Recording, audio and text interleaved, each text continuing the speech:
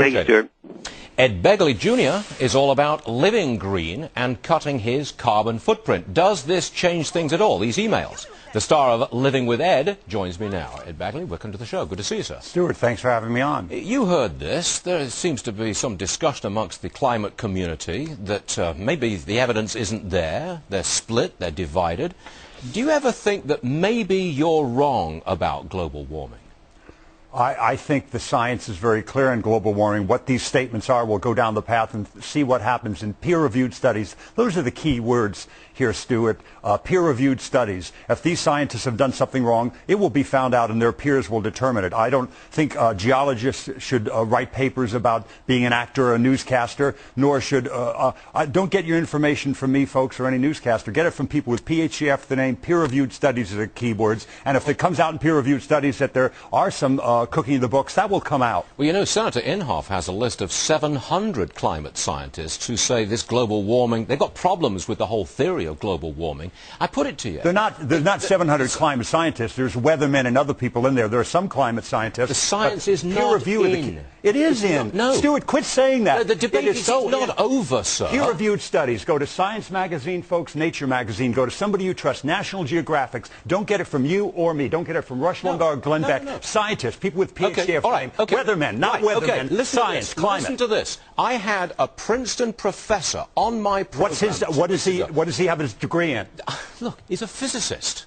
Okay, he's a Princeton professor. I want people who are PhDs in climate science. Who's questioned the whole point. Scientist isn't going to tell you the difference between a quark and a boson. He's not going to tell you that. So there's no question whatsoever. Absolutely, no question in your mind.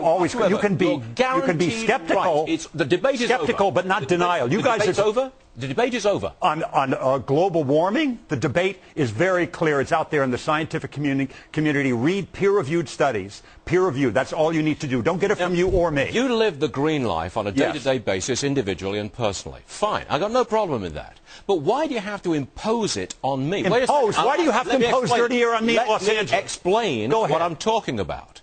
If cap and trade goes through, I'm going to have a warning label on my house. There's going to be an Stop the scare tactic. There is an energy audit going on my house. Yes, sir, you should have an energy audit in your home to make it more efficient. Thanks for admitting it. Okay. I just had an energy audit in my home, and I reduced my bills by half. Why don't you want an energy audit? I am not allowed to buy incandescent light bulbs. When are you not allowed to buy them? What year are you not allowed to buy them? A couple of years in the future. What year in the future? What does it matter? The government's telling me I may not have incandescent lights. It's telling us we can't have smoggy vehicles, too. The air in L.A. is half the smog. You've got to come right into my house? Half the smog. Ed Bekgley, I'm surprised at you. What kind of American believes that the government should come right into a private house? Nobody's going to come into your house. You can't have this kind of light bulb.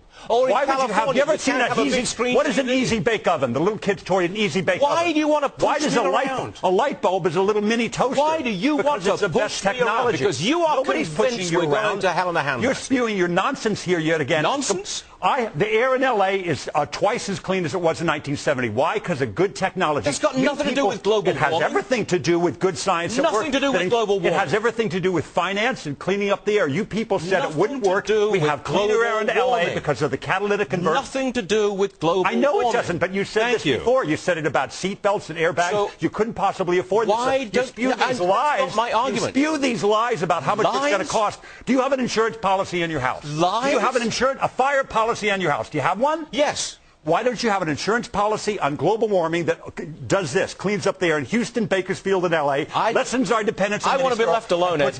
I don't want to be pushed around by the government. You're not allowed to destroy the commons, sir. You can be left alone, but you cannot destroy the commons. And you haven't proved destroying the commons is the air and the ocean. You can do whatever you want, but you cannot destroy the commons. It's very old law, sir. You know, I thought you were all low-key when you walked in the studio, but I thought you were, too. You're having your tea, your proper Brit. I actually like you. Time's up. Ed Bekgley, thank you, Stuart.